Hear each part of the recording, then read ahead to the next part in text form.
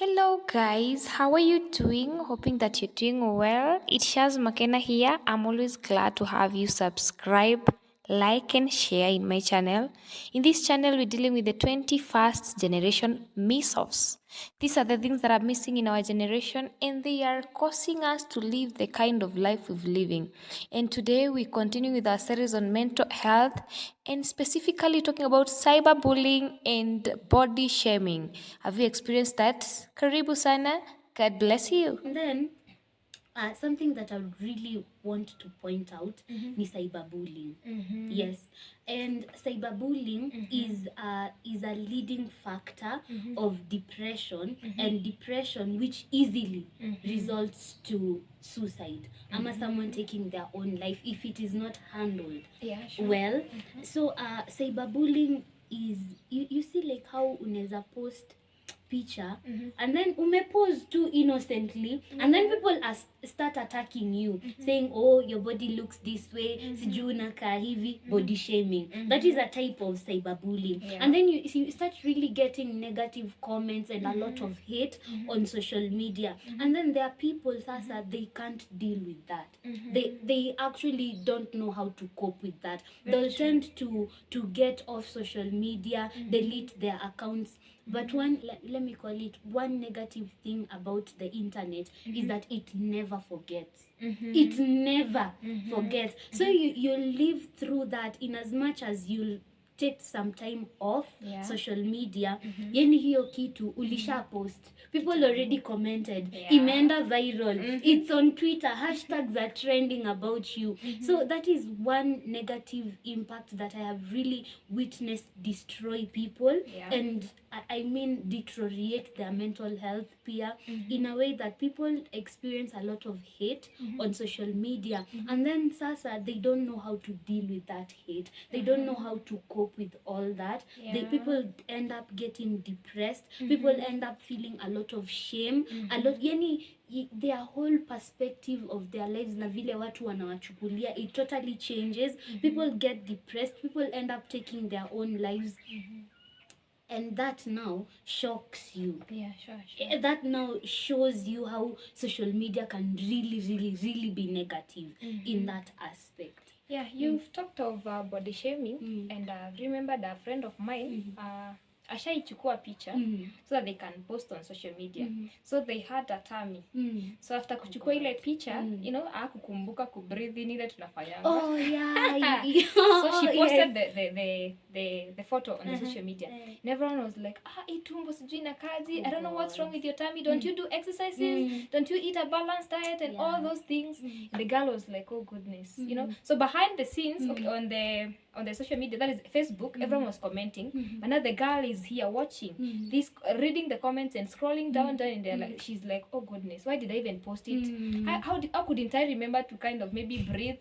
And again, you'll find some of them, utapata mtu amepost picture, anakaa so pretty, but the process ya kuchukua hiyo picha ni kali. So mtu ana breathe in vizuri, tummy inakuwa flat tummy, anachukua picha. After that, you know, so people are really getting affected with this and it's kind of leading to them not accepting who they are. They don't accept their body shapes, their sides and everything that they have. So their identity is kind of altered by the kind of comments they receive from people. I think I agree with you and I love how you're elaborating it. It's making sense to both of us. That is me and them that are listening, right? Yeah, it's true. So, and I also think there is actually one thing we can't ignore about social media. You see, let me use like a perfect example of Aziad. Aziad is this TikTok sensation. This lady alienda katingisha kiuno and then she became famous. Yeah, true. You see, viewers, we can't all do that and become famous. Hiyo ilikuwa bahati yake. And I heard someone say, was it risk and luck are all part of the equation when it comes to success. So hiyo ilikuwa bahati yake. So you can't go and tingiza kiuno expecting that you'll get famous like Aziad did. Hiyo ilikuwa bahati yake. And then now the issue comes in. You want to live beyond your means because of a celebrity you follow. Kwa sababu I turned 23 last month. Wow. And Aziad, I don't know how old she is, but tunaweza kuwa we are age mates ama tumeachana kidogo, I'm not quite sure. But sasa siwezi jilazimisha kuishi ile maisha anaishi. Very true. You see, kina Eve Mungai ama any other celebrity we know, the young upcoming artist, siwezi jilazimisha kuishi hiyo maisha wanaishi, because that will be living beyond my means. But then not most people understand that. Unapata mtu you want to live ile life Aziad anaishi. Sasa if you want to live that life na hauna hiyo means ya kuishi hiyo maisha, you will definitely end up frustrated. And then what we also fail to understand is these people, these celebrities we follow, they have to keep on posting, portraying this glamorous life that they are living in order for them to earn a paycheck. That is their paycheck. While portraying that life, that is their paycheck. So if you don't understand that, utakuwa frustrated. Utakuwa frustrated. Yani utakuwa unaangalia post za watu, unakuwa depressed. Because that is their way of earning a paycheck. That is their source of income. If they don't portray that glamorous life, if they don't post what they are posting, they won't get paid. Because, and again, nani huenda akianika shida zake kwa social media? No. Hakuna. People will always post how they are winning, how they are living soft life, venye wako airport kila siku, how they are dressing in designer clothes. But behind the scenes, hakuna mtu huwa anapost shida zake, the kind of misery they are going through, ama when things are not working out for them. They will never post that. But I'm not also ignorant of the fact that kuna watu wanaishi that life. Ni sawa, it's okay. But it's high time, people, we start living the authentic lives. Ile maisha yenye tunafikia. Ishi that life. And then when God blesses you, ukifika mahali akikualau, ufike that ile level ingine, you'll live that kind of life you want. But sasa siwezi kuwa right now we are in campus na nataka kuishi maisha Jackie Batubi anaishi. That is impossible. Maisha Diana Maru anaishi. That is impossible. And then me, I love my life. Me sipendi vitu zinani stress. Wow, I love so that. Kama siwezi fikia that life, let it be. Wacha niishi ile maisha yenye mimi naweza. To avoid a lot of stresses za maisha, to avoid a lot of unnecessary pressure yenye watu wanakuanga nayo ya maisha. Yes. Wow, I think I love that. Menikumbusha pile ile instant ya the githeri man. Like I was in the queue waiting to vote and he was like eating the githeri. And just a small thing made him to trend. Then tell me in the next election you want to go eating githeri in the queue and you want to trend. You can't. Yeah, sure. So you really need to understand yourself. You really need to accept yourself and your identity. And again, I've come to realize, as you've been saying, that some people can go angry so that they can put on those designer clothes. And you want again to put them on. It's not possible. Yeah, and it's really affecting most of us. I believe it might have affected you there in one way or the other. Maybe you've realized, ama you've not. But look at your life, how you've been living your life. Does whatever you watch affect how you run your life? You know, does whatever you listen to affect how you do your things, either positively or negatively? If it's affecting you positively, well and good, keep on doing it. But if it's negative, whereby you have to fake your life and live like someone else, do away with it, right? Yeah, true. Wow.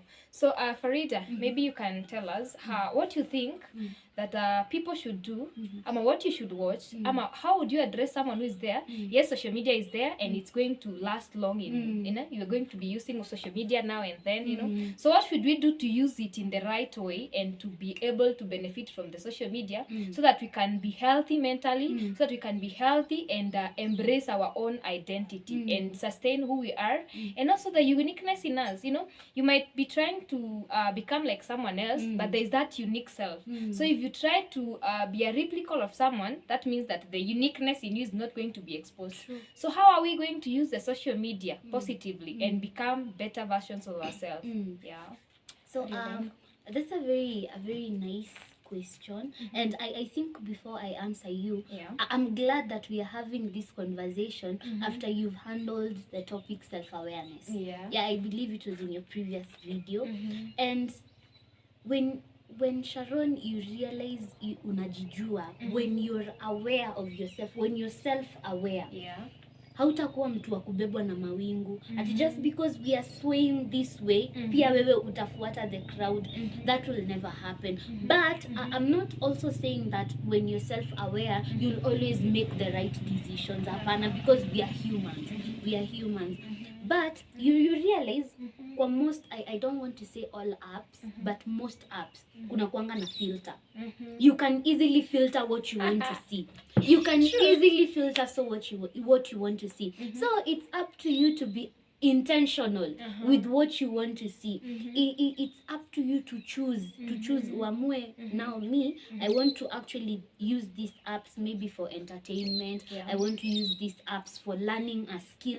Filter your content. You don't have to view everything Filter your that's content. coming up in your For You page. You can easily filter what you want to see. And then another thing, you don't always have to follow someone who is following you, especially on Instagram. Ati follow for follow back. Hapana. I have to go to your page, see what you're posting, and see if it's beneficial to me, and then I'll follow you back. Kwa sababu, if you go to my page and follow me, it means there's something that I post that you like.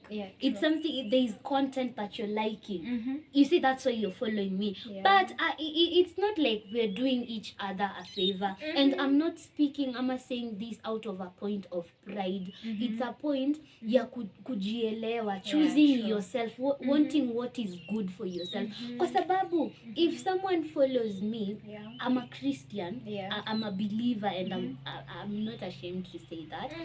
I am a believer, and then someone follows me, but nikienda kwa page yake, what they are posting is conflicting with my beliefs. Do I have to follow you just because you follow me? No, you don't have to. So other than filtering the content that is coming up in these apps that you're using, you can easily go back to the various pages that the various apps then you can accounts. Look at the people that you're following. Does their content help you in any way? Unajengeka out of that content. If not, unfollow. Unfollow. I remember this week I was having a conversation on adult friendships, and I actually said that when you have toxic friends, it's high time you realize that it's okay to cut them off. So go back to those pages, go to your accounts. Are these people that you're following, is their content impacting you in a positive way? Ama ni watu wa kukupatia pressure tu, wa kukwambia how you're a failure now that you're 23 years old and you're not driving? Hapana, if that is the kind of things that you're seeing, unfollow people. Follow what is good for you. Follow what will build you. And I believe out of that, it all comes from a point of being intentional with what simu ni yako. That's why it's called a cell phone. Ni yako. So you have control over it. That's why it's called a cell phone. So filter that content. Go and follow people that are posting content yenye haikujengi. Yes, that is what I can say. Wow, thank you. Filter your content. Exactly. I think I got that, you know. And ensure that whoever you're following, whatever you're following, is things that are going to benefit you. If they are not, guys, unfollow, unlike, unsubscribe. Hata hii kama ikubambi, kama ikusaidi, that is the way. So choose what you're listening to, follow wisely, and filter your content. That is what I've loved most. Like, kama venye picha iko na filters, that is the camera, hata we filter kenye unasikiza. Filter kenye wenye unafuata, now choose wisely. Wow, thank you very much. I think as we wrap it up, Farida, so tell us the final remarks on what you think we should do now. Generally, from what we've been talking about, give a general remark on how you think we should be doing things, and how it's going to help us, especially our mental health.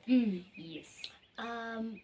I think there's one thing that we actually need to go back to, having physical interaction. Ushaiketi in a room, and then everyone is on their phone. Ushaienda family gathering, and then instead of people talking to each other, wana chat kwa group ya family, group ya family ya WhatsApp. So we actually need to go back to the point where we could easily sit down without our phones and have real conversations. We need to go back. If we forgot the basics of having real conversations ama physical interactions. It's high time. It's high time we start cultivating those skills, if at all tumezisahau because we are too busy on our phones.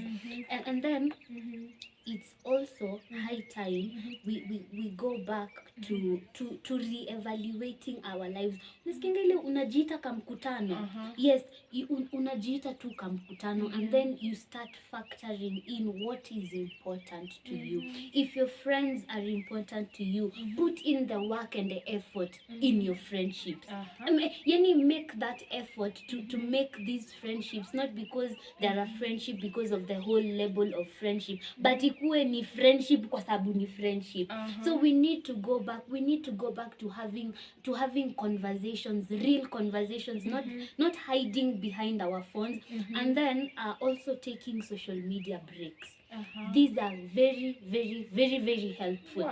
You don't have to update your WhatsApp status each and every day. Of which I'm not saying it's a crime. It's not. But you don't have to. You don't have to go and have a meal, umejipeleka date, and then you're posting it all over the internet. You don't have to go to an event and then you're always compelled to tell us what you've been doing. You know, that is how serial killers track people. That is how people that is how people end up killed. Kwa sababu yani in the salon, on my way home, yani everything, your life is displayed all over social media. For me, the app that I value the most kwa simu yangu ni WhatsApp. That is very personal to me kwa sababu nilikupatia namba yangu. I took the initiative of giving you my number. So, yani, I'm not saying ati tutoke social, no, I'm not saying that. But make time for physical interactions. Put in the effort and the work in your friendships. Go back to actually having real conversations with people. Take social media breaks, they are very healthy. Jiambie utakuwa unaingia TikTok once a week, and I'm not saying it's going to be easy. It's not. It's not. So discipline to cultivate. Exactly. So long as bundle ya 1 hour iko, bundle ya 5 bob iko, it's not going to be easy. But social media breaks are really very, very, very healthy. And then it teaches you to value life. It teaches you to value the people you have around you. It teaches you to value the things that are around you. Take time, read a good book. Take time, listen to some good music. Take time, tembea hii shule, Moi ni kubwa, ama from wherever you are. Take walks, meet new people, put yourself out there. You don't have to always be on your phone. Ati wewe tunakujuanga, yani umeingia kwa matatu, kutoka pale ulipandia gari mpaka pale utashuka. You won't even say hi to the person seated next to you. Apana, you're just on your phone. Not unless your battery dies or I don't know what happens. That's when you'll get off of your phone. That is not very healthy. Wow. So guys, I hope you've learned. Take social media breaks. It's not easy. Number 2, as you filter whatever you follow and unfollow, filter your content. Whatever you post, choose wisely. Then again, make physical interactions. Don't make your phone your friend and forget your physical friends. So cultivate on all that, and you're going to really enjoy the social media thing. It's good, but you need to use the content wisely. You need to approach it. You need to approach it wisely and do things with a lot of wisdom. Wow, thank you very much, Farida. We've learned a lot. You see, this is a nice friend, right, guys? Thank God. And again, if you're in Moi University, she has a talk show every Monday. As is from 11, right? No, from 10. From 10 to 11. Yeah. Wow, you can tell us about that and so that they can follow you. Oh, yeah.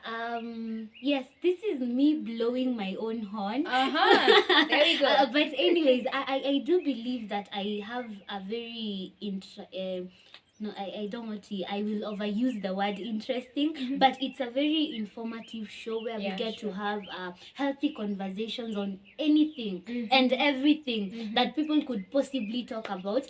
But it's called the Health Talk Show on MUFM 103.9. I always have the show every Monday, just an hour show from 10 to 11.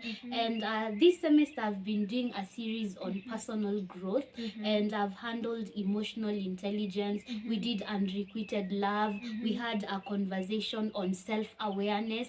We did a conversation on healing a broken heart. And this week on Monday, we were talking about adult friendships. Why are your friendships failing wakati ushakuwa an adult? Why is it so difficult for you to make friends? But anyways, that's besides the point. But make sure you tune into the show on Monday, every Monday from 10 to 11 on MUFM 103.9. And man, it has been an amazing conversation. I've had a lot of fun talking to you, and I really hope that people can learn from this, and but above all, improve yourself. Be the better version of yourself. Wow, thank you very much. So I hope you got it, guys, that in MUFM you're going to get mentally nourished. You know, it's educative, it's going to inspire you, it's gonna be fiery. Go and listen and get transformed. You can never listen to her, by the way, and remain the same. Even now, I believe you've not remained the same, right? So we thank God for you, Farida. Thank you very much for availing yourself. We're very grateful. It's my pleasure. Oh, that's how you say it. Pleasure was all mine. Wow. So thank you very much. Now ask these friends of mine to subscribe to this channel so that they can get nourished each and every day. And next, you'll be coming. This is not the first and the last time. Tell them. Oh, wow. I do hope that I'll be coming back to talk to you guys. But anyways, if you've loved what we've talked about, there are more videos talking about even if they're different issues, but they're all surrounding the same theme. That is what is missing out in this generation. Where are we going wrong as a generation? You see, and she's been having these conversations with different people, and they've been very educative. Personally, I do follow religiously. I follow the channel religiously. I make sure that I get to see what she's doing, and I am so happy. Yani kuchukua a seat at the side, watching you grow, doing what you love. But anyways, you guys, subscribe, share with your friends. Make sure you like this video and all the videos in her channel. Yes, and make sure to hit the notification button so that whenever a new video is uploaded, you be sure unapata the notification. Yes. Wow. Thank you very much, guys. See you next time. We love you so much. Bye-bye. Bye.